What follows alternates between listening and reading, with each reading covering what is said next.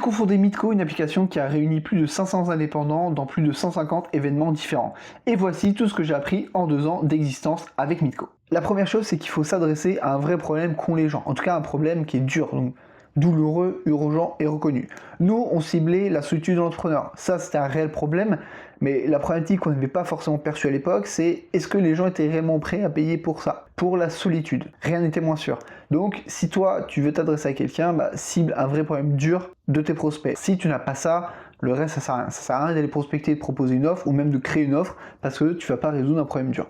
Le deuxième, c'est que être gentil, ça paie pas. On donnait énormément de contenu gratuitement, on faisait se connecter les gens, certains trouvaient des missions, etc.